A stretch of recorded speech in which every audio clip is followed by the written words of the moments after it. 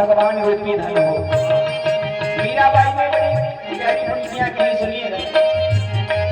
ये ऐसा धन है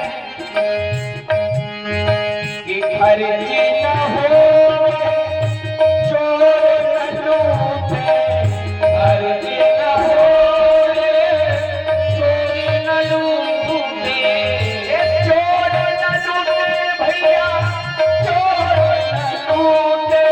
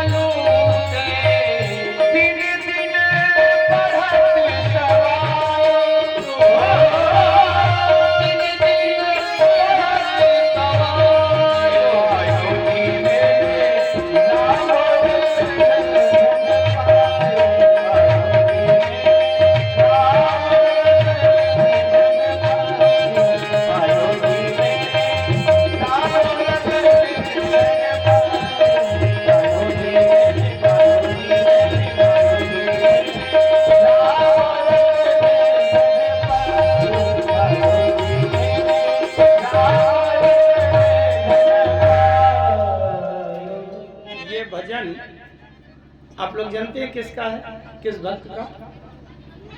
किसको पता है किसका भजन है? मीराबाई का भजन है। और मीराबाई के वहां बहुत बड़ी संपत्ति, राज वैभव था, लेकिन जब भगवान कृष्ण से प्रेम लग गया तो मीराबाई को उसके घर परिवार वालों ने रोका। मीराबाई ने साफ कह दिया, क्या मैं तो चली। ने कह दिया राणा से, हे राणा, वो मैं तो चली वृंदावन राणा।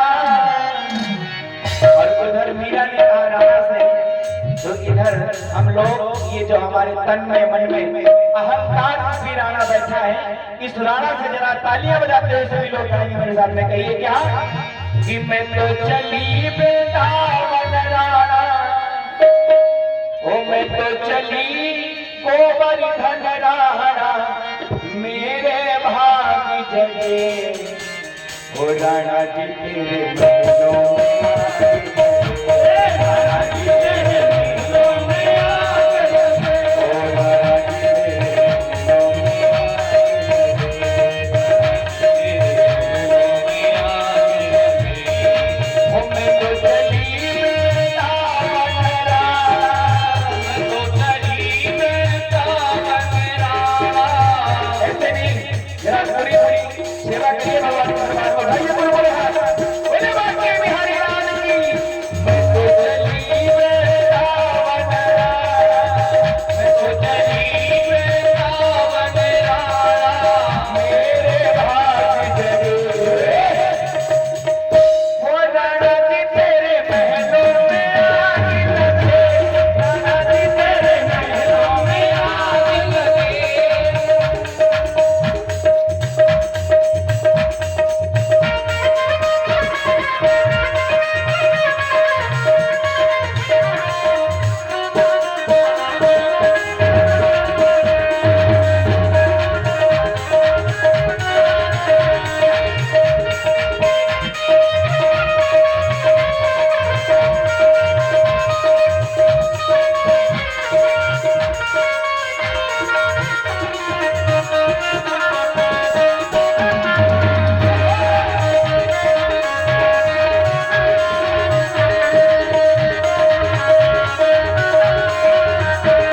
और मीरा ने कहा राणा से, हे राणा, आज गोष्ठी में कुटिया बनाऊंगी, आज गोष्ठी में कुटिया बनाऊंगी, कांवरिया कावा में मंदिर बनाऊंगी, कांवरिया कावा में मंदिर बनाऊंगी। मीरा ने कहा राणा से, राणा, मैं जानती हूँ कि वृंदावन में तुलसी का वन है, लेकिन उस वन में भी मैं कन्हैया का मंदिर बनाऊंगी, काशी कोसी की मैं कुटिया बनाऊंगी, काशी कोसी की मैं कुटिया बनाऊंगी, कांवरिया कावा में मंदिर बनाऊंगी, कांवरिया कावा में मंदिर बनाऊंगी।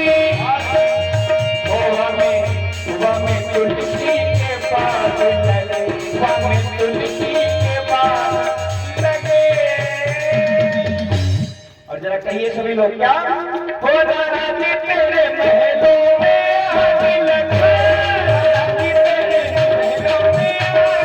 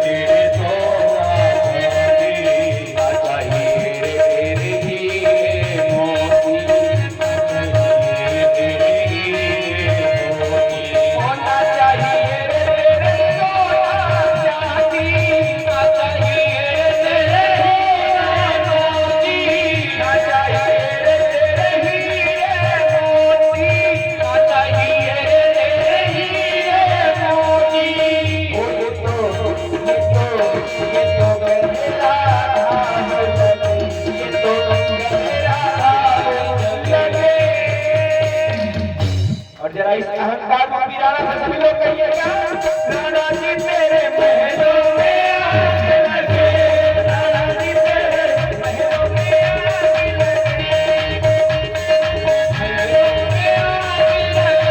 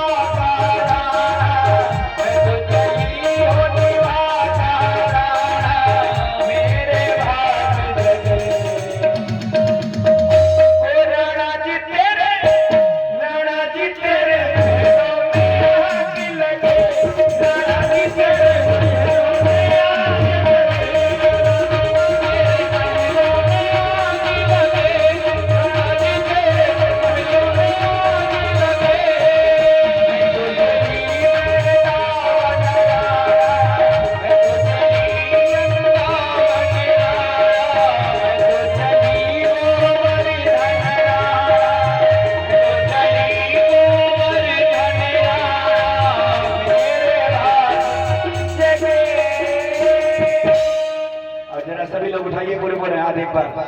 कहना है जो जितने ऊपर हाथ उठाएगा उठाइए, वो उतनी जल्दी ऊपर नहीं जाएगा, भगवान के दरबार में नहीं जाएगा। बोले वाल्मीकि बिहारी लाल की जय। वो राणा जी तेरे महलों में आग लगे, राणा जी तेरे महलों में आग लगे, राणा जी तेरे महलों में आग लगे, वो राणा जी तेरे महलों में आग लगे, वो राणा जी तेरे महलों में आग लगे, वो राणा जी तेरे महलों में आग लगे, राणा जी तेरे महलों में आग लगे, राणा जी तेरे महलों में आग लगे। इस प्रकार से ये ब्रह्मवित्तमा शब्द का अर्थ भाव विस्तार था। ब्राह्मण वही है जो ब्रह्म ज्ञान रूपी धन से अपना खजाना कोष भरे रखे। तो भगवान कृष्ण के मित्र थे एक ब्राह्मण, विरक्त इंद्रियेषु प्रशांतात्मा विचेन्द्रि विजितेन्द्रिया। विरक्त थे, संसार की आसक्ति नहीं थी, वे विरक्ति थी, संसार से कोई लगाव नहीं था। अब आप लोग थोड़ा शांति से सुनो, हल्ला न करो, चहल पहल न करो, इसीलिए एक भजन करवा दिया बढ़िया। विरक्त इंद्रियार्थेषु प्रशांतात्मा जितेन्द्रिया। प्रशांत आत्मा, शांत थे, कोई टेंशन, कोई चिंता, कुछ नहीं था। जबकि संसार के देखने वाला धन उनके पास कुछ नहीं था। जिसके पास कोई धन ना हो वो शांत हो सकता है क्या? उसके मन में, बुद्धि में तमाम चिंताएं होंगी, लेकिन सुदामा जी शांत थे। हमारे भगवान भी शांत रहने के लिए लक्षण बता रहे हैं। भगवानों से शांत रहने की बात सुनो आप। भगवान शंकर क्या है? भगवान शंकर के सांप लपटे रहते हैं। हमारे आपके सांप लपट जाए तो हम शांत रहेंगे क्या?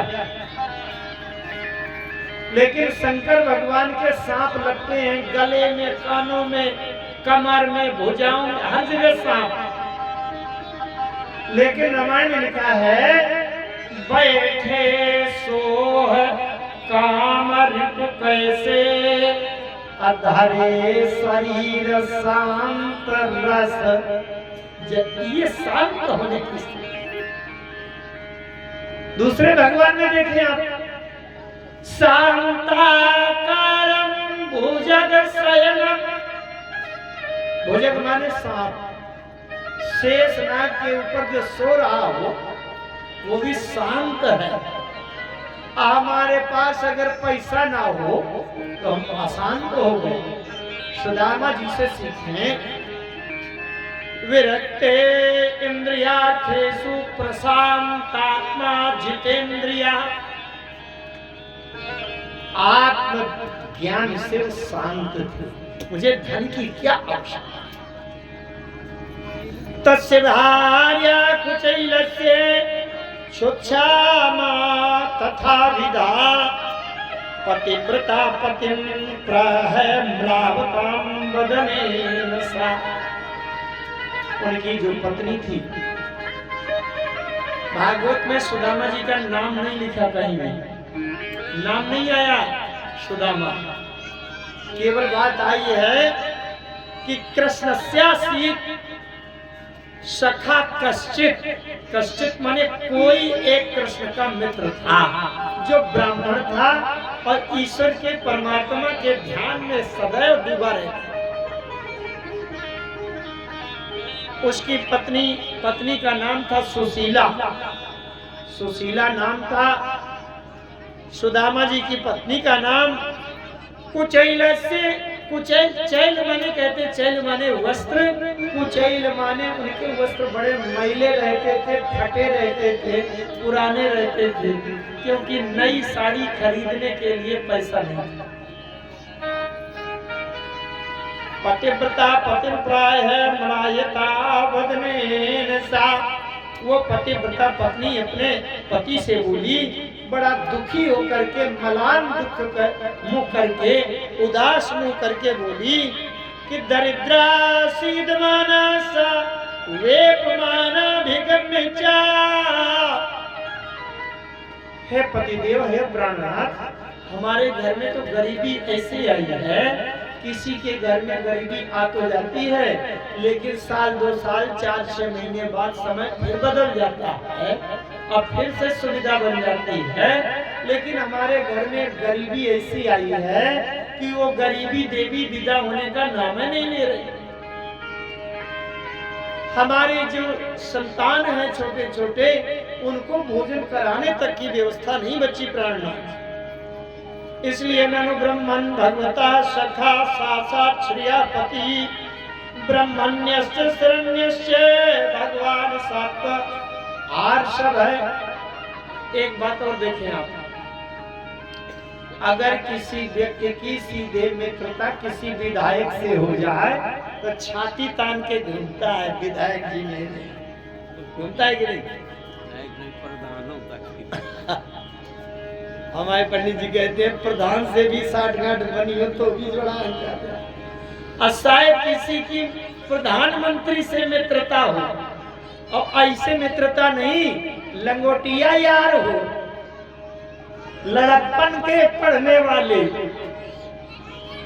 प्रधानमंत्री कोई बड़ी बात नहीं कही, द्वारकाधीश भगवान त्रिलोकीनाथ ऐसे राजा महाराजा धीराज के ऊपर महाराजा धीराज द्वारकाधीश भगवान, उनसे सुदामा जी की मित्रता। अब मित्रता कैसे? जब बचपन में वहां संदीपनी गुरु के आश्रम में उज्जैन में पढ़ते थे, तो पढ़ाई के समय के लंगोटिया यार जिनको कहते थे, जैसे हमारे पढ़ने वाला साथी चाहे जितना बड़ा कमिश्नर और प्रधानमंत्री ऑफिस में जाके बैठ गया हो, लेकिन पढ़ने वाला साथी हो तो बड़ी हिम्मत रहती है, अरे वही नाम लेके बुलाएंगे। लेकिन सुदामा जी के जीवन में कभी भी भगवान कृष्ण के मित्रता की याद तक नहीं आई। और हम लोग अगर प्रधानमंत्री के या किसी कमिश्नर डीएम उसके पीए से भी मित्रता हो जाए तो आधे गांव को रहने नहीं देंगे, मारे हैं क्या? मैं तुमको देख लूंगा। सांसद प्रतिनिधि से मेरा परिचय है ना। ये क्या है? ध्यान से समझना अगर कथा के भाव लेना हो। ये प्रशांतात्मा जितेंद्रिया, जिसके अंदर से शांति नहीं है वो थोड़े में उछल पड़ता है। लेकिन सुदामा जी प्रशांतात्मा होंगे, भगवान कृष्ण द्वारकाधीश मित्र रहे होंगे, लेकिन मुझे क्या लेना उनके नाम से? भगवान का ध्यान हृदय से हो रहा है। एक बार उनकी पत्नी सुशीला देवी ने कहा, प्राणनाथ ये बताइए बच्चों का भोजन पानी कैसे चले? अभी तक उनको पता नहीं है कि ये इतने बड़े त्रिलोकीनाथ के मित्र हैं। एक दिन एक साधु आ गए। साधु ने कहा, देवी भिक्षा दे दो। सुदामा जी की पत्नी सुशीला जी थी, वो निकल कर बोले साधु महाराज हमारे घर में सूतक लगा है, इसलिए जब जिसके यहाँ सूतक लगा हो उसको किसी को भिक्षा नहीं देनी चाहिए, क्योंकि अपवित्र होता है ना। सोवर जब कोई बच्चा पैदा हो जाए, जब कोई मर जाए घर में, तो उन अपवित्र समय में किसी को भिक्षा नहीं देनी चाहिए। पंडिताइन निकली, बोले महाराज हमारे यहाँ सोवर हो गई है तो हम भिक्षा नहीं देंगे, अशुद्धता है, सोवर हो गई। साधु ने कहा सोवर हो गई है, कौन पैदा हुआ है? लड़का की लड़की? कहा बिटिया पैदा हुई है। फिर अच्छा बिटिया पैदा हुई है तो सोवर 12 दिन में तो खत्म हो जाएगी, 12 दिन में शुद्धता आ जाती है। सुदामा जी की पत्नी ने कहा नहीं नहीं, वो ऐसी बिटिया पैदा हुई है कि जीवन में वो सोवर सूदक खत्म होने वाला नहीं है। ऐसी कौन सी बिटिया पैदा हुई है? पंडिताइन ने कहा दरिद्रा नाम की बिटिया पैदा हो गई है, गरीबी नाम की जो बिटिया पैदा हुई है देवी, उसका सोवर सूदक कभी खत्म होने वाला नहीं है। मतलब कहने का इतनी गरीबी आ गई है कि भिक्षा देने के लिए कुछ बचे नहीं है। क्या साधु ने कहा, अरे गरीबी आ गई? अरे पंडिताइन तुमको पता नहीं है, तुम्हारे पंडित जी की मित्रता प्रधानमंत्री से है, तो प्रधानमंत्री से कह देते कि कोई प्रोजेक्ट दे दे, कोई ठेकेदारी का काम, 2-4 करोड़ बच जाएंगे, मौज आ जाएगा। तो पंडिताइन से कह दिया साधु महाराज ने, अरे सुशीला देवी आपके पति की मित्रता त्रिलोकीनाथ द्वारकाधीश भगवान कृष्ण से है। अब द्वारकाधीश भगवान से मित्रता होने के बाद भी अगर ऐसी गरीबी झेलना पड़े तो ये तो बड़ी विडंबना है। वो चले जाए कह दे तो थोड़ा बहुत कुछ ना कुछ दे देंगे और उतने तुम्हारा जीवन आनंदमय हो जाएगा। अरे और ऐसा कह करके साधु ऐसा कह करके चले गए। जानते हो इस साधु कौन है? ये संसार का कोई साधु नहीं, वही त्रिलोकीनाथ साधु बन करके गए थे और और पंडिताइन सुशीला से बताने गए थे कि तुम्हारे पंडित जी की मित्रता द्वारकाधीश महाराज से है, तुम्हें पता नहीं है, इनसे कहो तो द्वारकाधीश से मिलने चले जाए। मानो भगवान स्वयं ये प्रेरणा करने गए थे कि इस गरीबी की दुर्दशा में जूझ रहे हो, मेरे यहाँ मिलने के लिए क्यों नहीं आते हैं, तो कहो इस तरह से। साधु जी चले गए। सुदामा जी शाम को घर आए। पंडिताइन सुशीला ने कहा, अरे प्राणनाथ आज तक बताया नहीं तूने, आपने? बोले क्या देवी? बोले आपने बताया नहीं कि पूरे भूमंडल के सबसे बड़े राजा महाराजा धीराज द्वारकाधीश कृष्ण आपके मित्र हैं? तो बोले हाँ तो मित्र हैं, इसमें बताने की क्या आवश्यकता है, क्या जरूरत है, क्या बताना है? हम आप लोग शांत इसीलिए नहीं है कि अगर किसी के कोई मंत्री विधायक और सांसद मिनिस्टर कोई हो जाए मित्र, तो अब वो सब कुछ भूल जाएगा, वही गांव भर में बताएगा मेरे तो कमिश्नर चेला है, यही बताए। सुदामा जी इसीलिए तो शांत हैं कि उनको किसी महाराजा धीराज के मित्र होने का अहंकार था। सुशीला जी ने कहा, बोले तो उनके पास चले जाइए, इतना धन भंडार भरा है, कहीं से कोने से जरा सा रत्न निकाल कर दे देंगे, बस हमारा काम बन जाएगा। तमुपये महाभाग्य साधूनां च परायणं दास्यति द्रविणं भूरि सिद्धते ते कुटुम्बिने।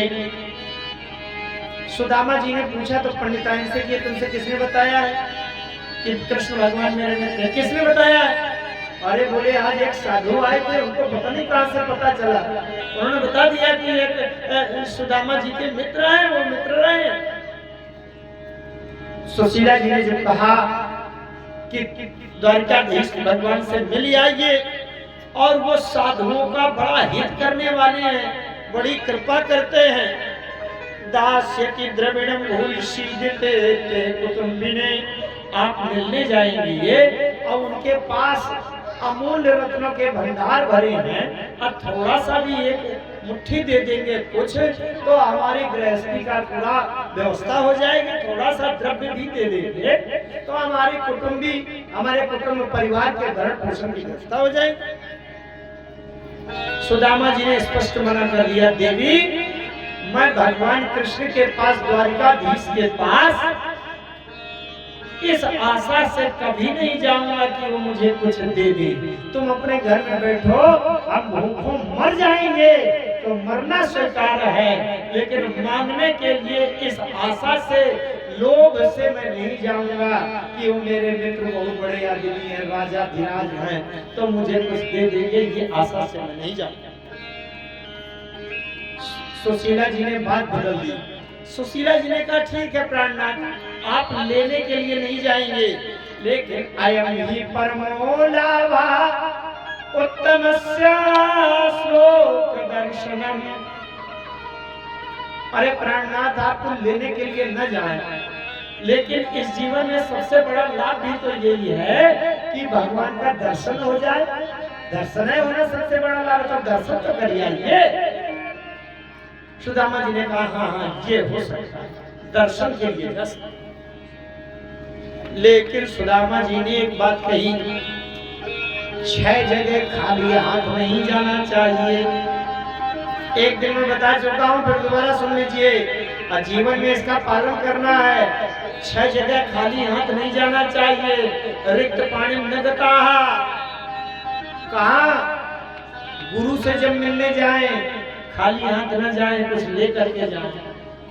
भगवान की कथा में, यज्ञ में, मंदिर में जाए तो खाली हाथ न जाए, चाहे एक फूल ले जाए, चाहे एक बतासा ले जाए, अगरबत्ती ले जाए, 2 पैसा ले जाए। अच्छा, गुरु के यहाँ भगवान की कथा, यज्ञ और मंदिर में, मित्र के घर में खाली हाथ न जाए। अरे केले ले ले 1 दर्जन। राजा के यहाँ खाली हाथ नहीं जाना चाहिए। एक मिठाई का डिब्बा ले लीजिए। और वैद्य के यहाँ खाली हाथ नहीं जाना चाहिए। वैद्य की आंख खाली आंख नहीं जाना चाहिए। आजकल का सिस्टम डॉक्टर लोगों ने खुद बना रखा है, पहले 500 का पर्चा कटाओ तब आपकी बिल। रिक्त पानी निगता। सुदामा कहते हैं कृष्ण मेरे मित्र हैं, मित्र के घर में जा रहा हूं तो खाली हाथ नहीं जाना चाहिए, तो इसलिए मेरे पास हमारे घर में कुछ ऐसा है ही नहीं कि जो साथ में लेकर के जाऊं। भागवत में लिखा है या चित्वा चतुरो मुष्टिन विप्रान प्रतिकंडुलान। पंडिताइन अगल बगल पड़ोस में मांगने गई, एक जगह से अगर चावल मांग के लाती तो एक राशि का एक ढेर का होता, 4 घरों से एक एक मुट्ठी मांग करके लाई। अलग अलग थे, किसी के पास सरवती वाले थे तो किसी के पास पंत 24 के थे तो किसी के पास बासमती के थे। अलग अलग चावल देखने से पता चलने लगा कि ये कई जगह से इकट्ठा किया गया।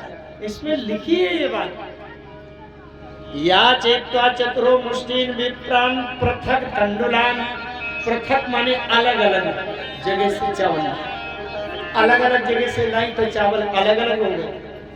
और चैल खंडेन तानवद्वा भक्ते प्रादायुता सुतम। चैल खंडे बोले ये 4 मुट्ठी ले तो आई हो, लेकिन ये बांध के काहे में ले जाएंगे।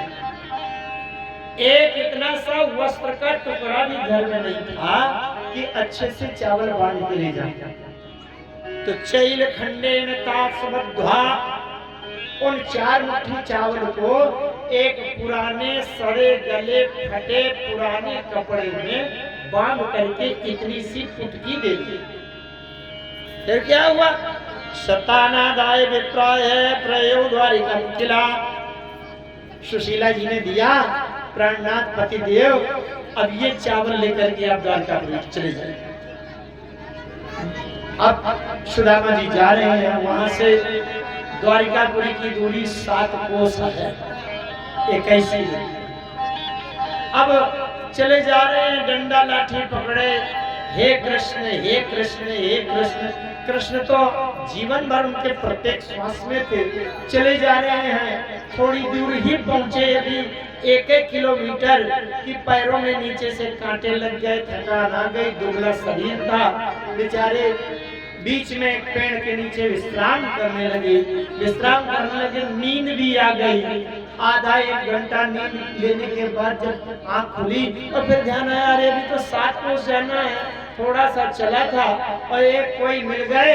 उनसे सुदामा जी ने पूछा कि भैया ये बताओ द्वारिकापुरी कहाँ है। उनका यही तो द्वारिकापुरी है, यही है। इसका मतलब सुदामा जी जैसे भक्त जब नींद में हो गए, पेड़ के नीचे सो गए, उसी समय भगवान कृष्ण ने सोते सोते उनकी यात्रा पूरी करा दी कि मेरे भक्त को ज्यादा पैदल चलना न पड़े। कुचैलम मलिनम छापम द्विजम धमनिम संतितम अदेवी आचेत साक्षात सामर विद्रेन वै। अब सुदामा जी पहुंचे वहां के द्वारिकापुरी के। द्वारिकापुरी के बड़े बड़े राजमहल थे। सुदामा जी ने देखा, बोले भैया द्वारिकापुरी यही है।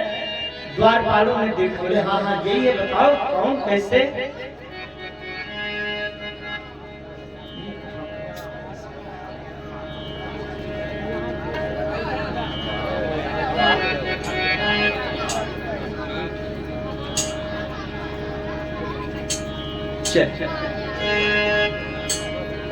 बोलिए द्वारिकाधीश भगवान जय हो।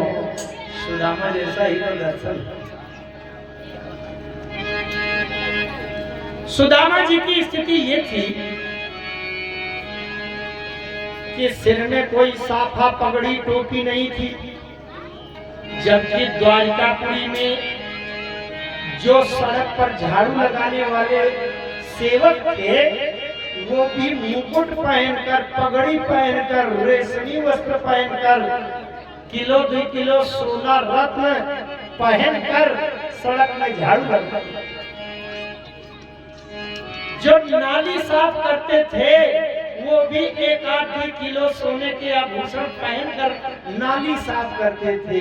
जो महलों के दरवाजे में द्वारपाल खड़े थे वो भी चमचमाते हुए रत्न हीरा जवाहरात और रेशमी वस्त्र पहनकर पहरेदारी करते। सुदामा जी पहुंचे। अच्छा, सुदामा जी के भागवत में जो बात लिखी है वो अलग है, मैं दोनों प्रकार की बातें बताऊंगा। लेकिन सुदामा चरित्र में अगर नरोत्तम कवि की वो छंद न पढ़े जाए तो ऐसा लगता है कि सुदामा चरित्र अधूरा रहा। यद्यपि जो नरोत्तम कवि की रचनाएं हैं वो शास्त्र से प्रमाणित नहीं है। भागवत की कथा में तो दूसरा लिखा है, लेकिन फिर भी उनकी लेखनी सिद्ध हो गई है क्योंकि उन्होंने हृदय से लिखा है। अब जैसे सुदामा जी द्वारपाल से पूछ रहे हैं कि ये द्वारकापुरी यही है, बोले हाँ। किससे मिलना है? बोले कृष्ण से मिलना है। द्वारपाल ने कहा चुप हो जाओ, इस तरह नाम मत लेना। बोले कैसे नाम लेना? कृष्ण मुझे ध्यान है, पता है, कृष्ण मेरा मित्र है। अरे बोले इस तरह से उनका नाम कोई नहीं लेता। त्रिलोकीनाथ महाराजा धीराज अखिल ब्रह्मांड नायक द्वारकाधीश महाराज श्री कृष्ण जी महाराज। अरे सुदामा जी ने कहा जब मेरे साथ पढ़ता था तो छोटा आदमी था तब नाम भी छोटा था, अब बड़ा आदमी बन गया तो नाम भी बड़ा लंबा हो गया। बात सही कहते। कोई राजा बन जाए तो उसका आगे पीछे बड़ा लंबा नाम होता है, और वही गरीब हो जाए तो उसी के 2 अक्षर में कह देंगे। सुदामा जी ने कहा अच्छा, तो द्वारपाल ने पूछा कि वो आपके कौन है? अरे बोले मेरे मित्र हैं। द्वारपाल को बड़ा आश्चर्य हुआ, द्वारकाधीश महाराज से मिलने वाले मित्र आज तक हमने देखे हैं। बड़े बड़े रथों में सेना आगे पीछे सेवक और मंत्री और पूरे सेना साजबाज के साथ मिलने आते हैं। अरे राजा का मित्र राजा होता है, फकीर फोकड़ा का मित्र वही होगा। तो आज तक भगवान कृष्ण द्वारकाधीश महाराज का ऐसा कोई मित्र इतना फटीचर नहीं दिखाई पड़ा। ये कहते मेरे मित्र हैं, ऐसा मित्र कहां से आ गया? एक द्वारपाल ने जाकर के उन्होंने रोक दिया, यही खड़े रहो, हम अभी जाते हैं, पूछ करके आते हैं ऐसा उनका कोई मित्र है कि नहीं। देखिए प्रचलित कथा बता रहा हूं, भागवत में क्या लिखा है बड़े ध्यान से सुनना, कोई बताता नहीं है। भागवत में ऐसा नहीं लिखा कि द्वारपाल ने बाहर रोका हो। भागवत में लिखा है कि भगवान द्वारकाधीश महाराज ने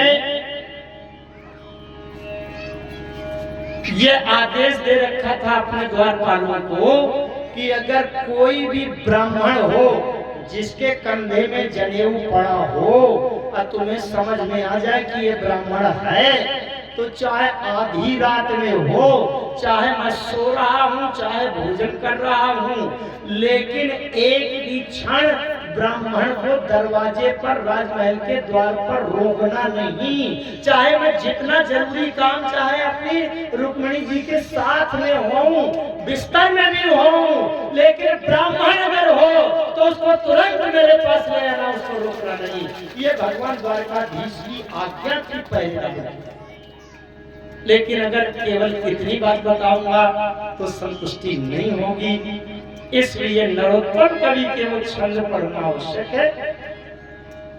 वो द्वारपाल गया भगवान कृष्ण के पास और वहां बता रहा है प्रभु शीश पगा न झगा तन पे, प्रभु जाने को आही बसे ही ग्राम।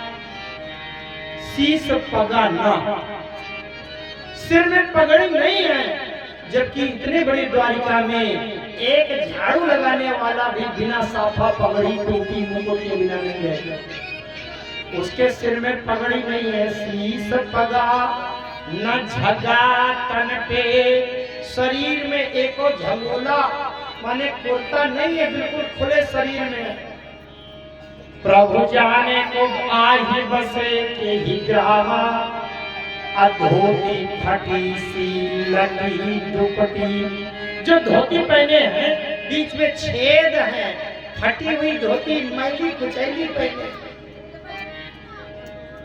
सुदामा जी के पास धन नहीं था, इसलिए फटी धोती पहने हैं। आजकल के फैशन में जिसके ज्यादा पैसा होता है वो 8-8 हजार की फटी वाली जीन्स खरीद के लाके और जानबूझ के फटी जीन्स पहनते हैं। दुर्भाग्य है ऐसी बुद्धि। धोती फटी सी लटी दुपटी, लटी माने मैली है, साबुन सोडा नहीं है कि धो के साफ करना।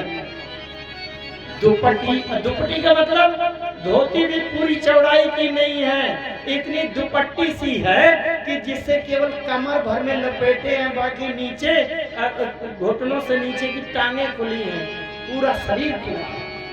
धोती फटी सी लटी दुपट्टी, अरुपाय उपा नहगी नहीं सामा। पाँव में जूती नहीं है महाराज। द्वार खड़ो तुझे दुर्बल दे, रहो चकिसो वसुधाय विरामा। हे पृथ्वीपति, हे जगतपति, वो दरवाजे में खड़ा है, आपका दरवाजे महल का दरवाजा देख करके चकमका गया है, आश्चर्य से खड़ा है। भगवान द्वारकाधीश ने पूछा, उसका नाम नहीं पूछा, क्या नाम है उसका? द्वार खड़ो तुझे दुर्बल देख, बताने वाले ने बताया ब्राह्मण है वो। रहो चकिसो वसुधाय विरामा, अपूछत दीन दयाल को नाम, बताओ अपनो नाम सुदामा। अपना नाम सुदामा बता रहा है।